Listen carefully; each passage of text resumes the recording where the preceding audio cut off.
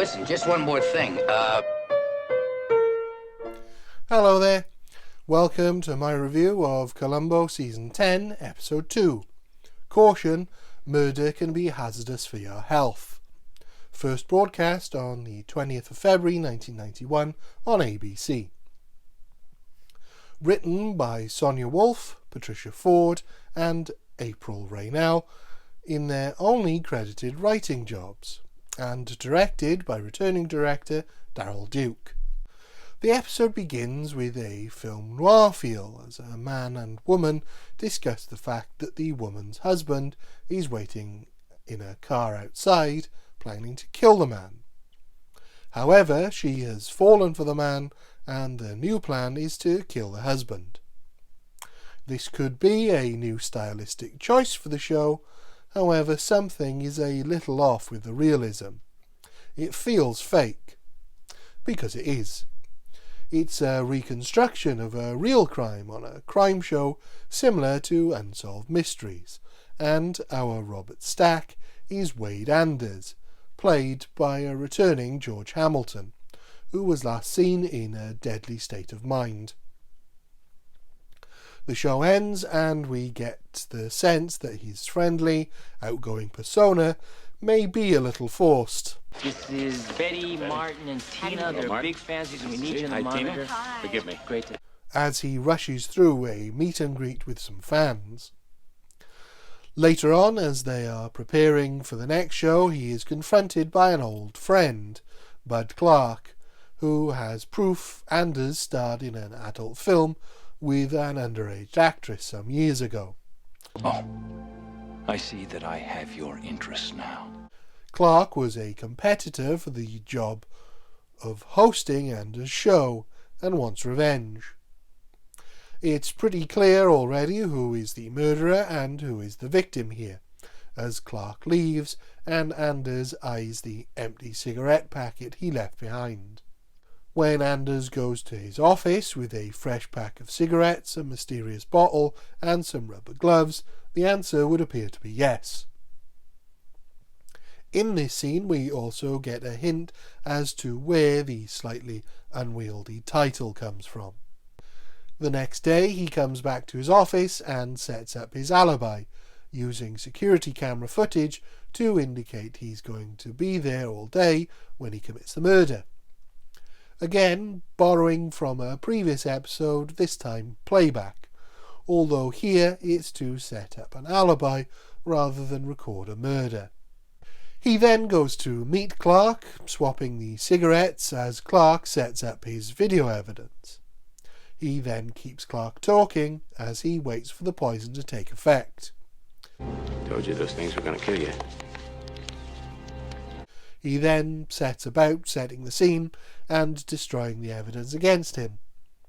I'm not entirely sure why he replaces all the old cigarette butts in the ashtray with ones he burned himself, rather than just remove the poisoned one, but maybe that will be his undoing. The next day, Columbo arrives at the murder scene and says hello to Clark's dog, who had greeted Anders the day before. He also meets a kid from the neighbourhood. I'm Lieutenant Columbo. Are you a real lieutenant? I'm not Dick Tracy. Columbo immediately notices what I suspected. There's something wrong with the cigarettes. When you smoke a cigarette, the filter goes yellow. If you just burn one, it doesn't. As a side note, this isn't because of the nicotine, as Columbo thinks, but because they are designed to change colour when smoke is drawn through it, to make it look like they're more effective than they are. Its actual filtration effects are negligible. Columbo then sees the document Anders set up and notices the title is not in all caps like all of Clark's other documents. Not enough to prove who did it, but plenty for Columbo to suspect it was murder and not a heart attack. As Columbo leaves, he notices the dog has left scratch marks on his car door. After visiting Clark's secretary, he becomes even more suspicious about the fake story Anders planted, and is given Anders' name, so his next stop is Anders' show. Anders does a pretty good job at fielding Columbo's questions. He doesn't even get a one more thing in. But the coroner has good news. Clark was given a massive dose of nicotine that he couldn't have got from mere smoking. Columbo returns to Anders with the story Anders planted, and he makes the classic mistake of trying to explain the inconsistencies in the layout. Columbo now has his suspect, and gets in his one more thing. Oh, Mr. Anders, forgot something I wanted to show you. He shows the fake story Anders planted only has fingerprints on one side, not both as it should. Later, Columbo once again goes to see Anders to show him the cigarette evidence, and they seem to be getting on famously, which is bad news for Anders, but great for us. Wait, what is the difference between a hairdresser and a barber? Oh, about $50. This definitely captures the feeling of an original Columbo episode, with the chemistry between our two leads, and it certainly suggests that Columbo is at its best when the killer is of a similar age to the detective in these later episodes. Columbo discovers Clark's audio notes and leads to a humorous encounter at an adult film store. Excuse me, sir. You have a minute? wait your turn, buddy. Here he discovers Anders' dirty little secret. He continues to pester Anders, dangling more and more evidence in front of him, eventually asking where he was. Of course, Anders has his prepared alibi, which he would be happy to provide, were it not for Columbo crashing his car into Anders' Mercedes in a very funny scene. Columbo sees Anders again at the policeman's ball, where he's giving a speech, and reveals that he knows about Anders' tape. Columbo theorizes that Clark may have been looking to blackmail Anders, which he of course denies. At this point, I think it's fair to say Columbo has everything he needs apart from the proof. This comes from Columbo picking up Dog from a doggy salon, having received a pedicure, which gives Columbo the final piece of the puzzle. It's now just a matter of cracking Anders' alibi, which he does in fairly short order. That's it. Okay, enough. He goes to Anders' studio and confronts Anders, graciously waiting for Anders' crew to leave.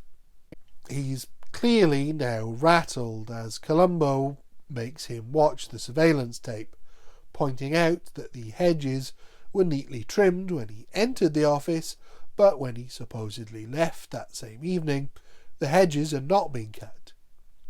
This, combined with Clark's dog having scratched Anders' car door, as she had done to Columbo's, proves Anders had met with Clark, despite his complete denial moments earlier.